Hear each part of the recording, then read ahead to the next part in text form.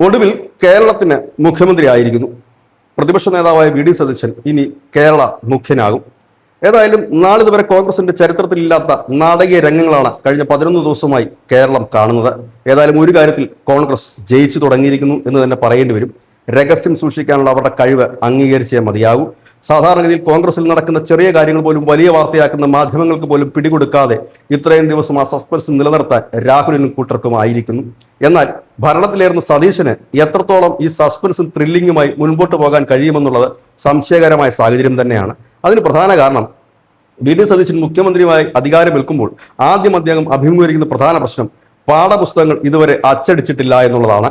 അത് ഇപ്പോഴിരുന്ന വിദ്യാഭ്യാസ മന്ത്രിയുടെ ചുമതലയായിരുന്നുവെങ്കിലും അത് ചെയ്തില്ല, പണമില്ലായിരുന്നു. PM ശ്രീയിൽ ഒപ്പിട്ട് പിന്നീട് അത് സ്റ്റേയിലേക്ക് പോയി. അതുകൊണ്ട് കേന്ദ്ര ഫണ്ടും കിട്ടിയില്ല. പുസ്തകം അടിച്ചിറക്കാത്തത് ഏതായാലും SFIക്കാർ വലിയ പ്രതിഷേധമായി ഉയർത്തിക്കൊണ്ടുവരാനുള്ള സാധ്യതകൾ ഏറെയാണ്. ഇപ്പോൾ തന്നെ SFIക്കാർ പല പേരിൽ പല രൂപത്തിൽ പലയിടത്തും സമരത്തിലാണ്. ഇതായിരിക്കും വി ഡി സതീശൻ ആദ്യം നേരിടാൻ പോകുന്ന ഒരു ബഹുജന സമരം. ഏതായാലും പാഠപുസ്തകങ്ങൾ പ്രിന്റ് ചെയ്ത് ഇറക്കുക എന്നുള്ള കാര്യത്തിൽ ആർക്കും തർക്കവുമൊന്നുമില്ല. അതിലേക്കുള്ളതായിരിക്കും വി ഡി സതീശൻ ആദ്യം ചെയ്യുന്നത്. ഒരുപക്ഷെ ആ ക്രൈസിസ് അതിജീവിച്ച് മുൻപോട്ട് പോകുന്തോറും വി ഡി സതീശനെ കാത്തിരിക്കുന്ന അത്ര സുഗമമായ പാതകളല്ല. ഒരുപക്ഷെ 102 സീറ്റുകൾ UDF ഉണ്ടെങ്കിൽ പോലും ആ 102 സീറ്റിനകത്ത് പോലും ചില വിള്ളലുകൾ ഇപ്പോൾ തന്നെ രൂപപ്പെട്ടിരിക്കും. അത് അവരുടെ കാര്യം, പാർട്ടിയുടെ കാര്യം, ആഭ്യന്തര കാര്യം.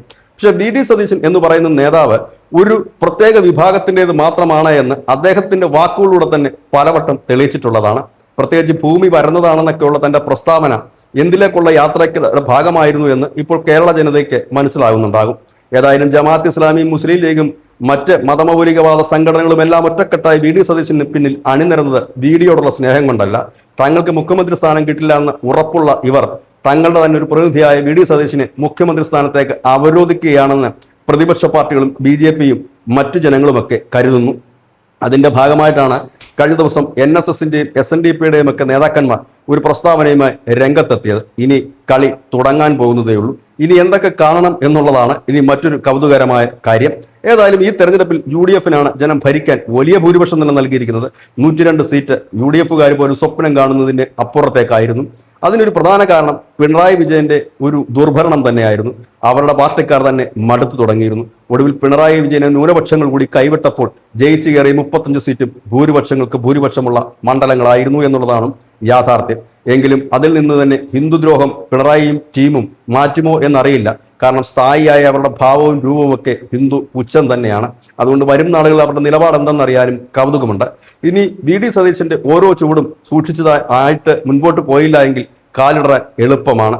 കാരണം സ്വന്തം പാർട്ടിക്കകത്ത് തന്നെ മുന്നണിയും കുറുമുന്നണിയും രൂപീകരിച്ചുകൊണ്ട് നേതാക്കൾ ഇപ്പോൾ തന്നെ പടയൊരുക്കം തുടങ്ങിയിരിക്കുന്നു. ഏതായാലും ഹണിമൂൺ കാലം കഴിയുന്നതോടുകൂടി വി ഡി സതീശനെ കാത്തിരിക്കുന്നത് ഒന്ന്, മതപരമായി ഉയർന്നു വരുന്ന ഒരുപാട് ആരോപണങ്ങൾക്ക് ഒരുപക്ഷെ വി ഡി സതീശൻ മറുപടി നൽകേണ്ടതായിട്ട് വരും. കാരണം ഇപ്പോൾ കോൺഗ്രസിനെ അധികാരത്തിലേറ്റിയിരിക്കുന്നത് മുസ്ലിം, ക്രിസ്ത്യൻ ന്യൂനപക്ഷ വിഭാഗങ്ങൾ സംഘടിതമായിട്ട് തന്നെയാണ്. അതുകൊണ്ട് തന്നെ അവരുടേതായ പ്രഷറുകൾ മുഖ്യമന്ത്രിക്കുണ്ടാകും. ആ പ്രഷറുകൾക്ക് ഒപ്പിച്ച് മുഖ്യമന്ത്രി നീങ്ങിത്തുടങ്ങുമ്പോൾ ബഹുഭൂരിപക്ഷത്തിനിടയിൽ ഉണ്ടാകുന്ന കൺസോൾട്ടേഷനും പ്രതിഷേധവും കണ്ടില്ല എന്ന് നടിക്കാനാവില്ല. പ്രത്യേകിച്ച് BJPക്ക് കേരള നിയമസഭയിൽ 3 സീറ്റ് ലഭിച്ചിരിക്കുന്നു. അതുകൊണ്ട് തന്നെ അക്കൗണ്ട് തുറക്കുക എന്നതിൽ നിന്നും മാറി അവർ നിയമസഭയിൽ ഒരു സാന്നിധ്യമായി മാറുന്നു എന്ന് തന്നെ പറയേണ്ടി വരും. കാരണം 3 പേർ ഒരു ചെറിയ സംഖ്യയാണെങ്കിൽ പോലും ആ 3 പേർക്ക് 3 പേരുടേതായ റോളുകളുണ്ട്. അതുകൊണ്ട് തന്നെ അവരുയർത്തുന്ന ആ ഒരു പ്രക്ഷോഭം കൂടി വി ഡി സതീശന് ഈ 5 വർഷക്കാലം നേരിടേണ്ടതായിട്ട് വരും. കാരണം നിയമസഭയിലുള്ള പാർട്ടിയാണ് ഇന്ന് BJP. അവരുടെ പ്രതിഷേധം, ഇടതുപക്ഷത്തിന്റെ പ്രതിഷേധം, ഒപ്പം തന്നെ സ്വന്തം പാർട്ടിക്കുള്ളിൽ നടക്കുന്ന ഈ ഗ്രൂപ്പ് പ്രവർത്തനങ്ങളും മറ്റ് കീറാമുട്ടികളുമൊക്കെ. കോൺഗ്രസിനെ സംബന്ധിച്ച് ഗ്രൂപ്പ് പ്രവർത്തനവും കാലുവാരലുമൊന്നും ഒരു പുതിയ സംഭവമേ അല്ല. കോൺഗ്രസ്സുകാർക്ക് അതില്ലാതെ മുൻപോട്ട് പോകാനും കഴിയില്ല. അതുകൊണ്ട് തന്നെ അതിലൊന്നും വലിയ കാര്യമില്ല. കാരണം കോൺഗ്രസ്സുകാർ അതിൽ ഭയപ്പെടുന്നില്ല. ഒപ്പം തന്നെ കോൺഗ്രസ്സുകാർ അത് അവരുടെ പാർട്ടിക്ക് കൂടുതൽ ഉത്തേജനമായിട്ട് എപ്പോഴും കരുതുന്നവർ തന്നെയാണ്. കാരണം ഈ ഗ്രൂപ്പുകളാണ് കോൺഗ്രസിനെ എപ്പോഴും ശക്തിപ്പെടുത്തിയിട്ടുള്ളതും കോൺഗ്രസിന് ഊർജം പകർന്നിട്ടുള്ളതും. ഒരിടക്കാലത്തിന് ശേഷം, പ്രത്യേകിച്ച് ഉമ്മൻചാണ്ടിയുടെ ഒക്കെ കാലത്തിന് ശേഷം നിർജീവമായിരുന്ന ഗ്രൂപ്പുകൾ ഒരുപക്ഷെ സംസ്ഥാനത്ത് വീണ്ടും സജീവമായേക്കാം. അതൊക്കെ കോൺഗ്രസിന്റെ ആഭ്യന്തര കാര്യമാണെങ്കിൽ ജനങ്ങളെ സംബന്ധിക്കുന്ന ഒരുപാട് വിഷയങ്ങളാണ് വി ഡി സതീശൻ അഭിമുഖീകരിക്കാനുള്ളത്. അതിൽ പ്രധാനം ജൂൺ ജൂലൈ മാസങ്ങളിൽ കാലവർഷം ശക്തമാകുമ്പോൾ ഉണ്ടാകുന്ന ഒരു ക്രൈസിസ്, നാച്ചുറൽ കലാമിറ്റിയിൽ എടുക്കുന്ന നിലപാടുകൾ, അതിൽ മുമ്പോട്ട് പോകുന്ന കാര്യങ്ങൾ. കാരണം ഇനി വി ഡി സതീശന് കേന്ദ്രം ഒന്നും തന്നില്ല, കേന്ദ്രം ഒന്നും തരുന്നില്ല എന്ന് പറയാൻ കഴിയില്ല. കാരണം 10 വർഷം ഇവിടെ ഒരു സർക്കാർ ഉണ്ടായിരുന്നു. ആ സർക്കാർ ഭരിച്ചിട്ട് പോയ ഒരിടമാണ്. അവർ തുടക്കത്തിൽ മാത്രമാണ് ഈ വക ഡയലോഗുകൾ അടിച്ചിരുന്നത്. പിന്നീട് ഓരോന്നോരോന്നായി നിർമ്മലാ സീതാരാമനും മറ്റുള്ളവരും പൊളിച്ച് കൈക്കൊടുത്തപ്പോൾ പിന്നീട് അത് കേൾക്കാനില്ലായിരുന്നു. അപ്പോൾ സ്വാഭാവികമായി സഖാക്കൾ ചോദിക്കും, ഞങ്ങൾ 10 കൊല്ലം ഭരിച്ചില്ലേ, ഞങ്ങൾ എപ്പോഴും കേന്ദ്രം തന്നില്ല എന്ന് ഒരിക്കൽ പോലും പറഞ്ഞിരുന്നോ എന്ന്.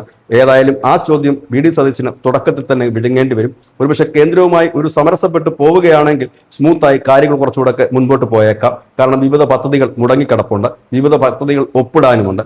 ഇനി മുസ്ലിം ലീഗിന്റെയോ മറ്റ് മതമൗലികവാദ സംഘടനകളുടെ കണ്ണുരുട്ടിന് മുമ്പിൽ സതീശൻ പതറി നിന്നാൽ ആ പദ്ധതികളൊന്നും ഇങ്ങോട്ടേക്ക് എത്തില്ല. വീണ്ടും വലിയ ക്രൈസിസ് തന്നെ വരുത്തി വെക്കും. താങ്കളുടെ കസേരയ്ക്ക് ഇളക്കം തട്ടിക്കാൻ തക്ക ആളുകൾ താങ്കളോടൊപ്പം തന്നെ ഉള്ളപ്പോൾ ഇത്തരമുള്ള ക്രൈസിസുകളെ താങ്കൾ എങ്ങനെ നേരിടുന്നു എന്നുള്ളതാണ്. ഇതുവരെ പാടിപ്പുകഴ്ത്തിയതൊക്കെ സോഷ്യൽ മീഡിയയിലായിരുന്നു. റീൽസും റിയൽ ലൈഫും തമ്മിൽ വ്യത്യാസങ്ങൾ ഏറെയുണ്ട്.